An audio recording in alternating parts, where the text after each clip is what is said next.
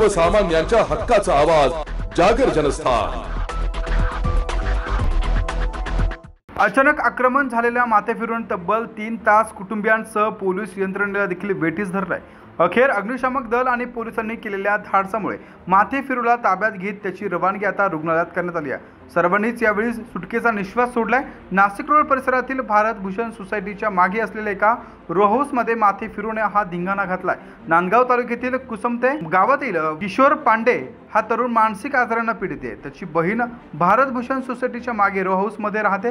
पांडेला उपचारासाठी बहिणीकडे ठेवण्यात आलं होतं। बुधवारी मध्यरात्रीपासून अचानक या तरुणाने आरडाओरड करत धिंगाणा घालायला सुरुवात केली होती। सकाळी मात्र तो पुन्हा सामान्य व्यक्तींप्रमाणे वावरत असल्याने घरातले लोक निर्धास्त झाले होते। मात्र अचानक सकाळी 10:30 पासून पुन्हा त्याने रो हाऊस मधील वरच्या मजल्यावरील खोल्यांचे दरवाजे आतून बंद केले। मोठमोठ्याने आरडाओरड सुरू केला। घरातील सामानांची तोडफोड करत संपूर्ण घरातील वस्तू त्यांनी फेकून देत या ठिकाणी धिंगाणा घातल्याचं पाहायला मिळालं। मी आता एका तासात स्वतःला संपून टाकणार असे मोठमोठ्याने तो बोलू लागला। त्याच्या या वागण्याने कुटुंबीय देखील घाबरून गेले होते। त्यांनी आजूबाजूच्या लोकांना जमा करून त्यांची समजूत घालण्याचा प्रयत्न केला असता लोकांच्या अंगावर देखील घरातील वस्तू फेकत जीवघेणे हल्ले सुरू केले। पण तो ऐकण्याच्या मनस्थितीत नसल्याने घरच्या मंडळींनी नाशिक रोड पोलिसांना संपर्क केला।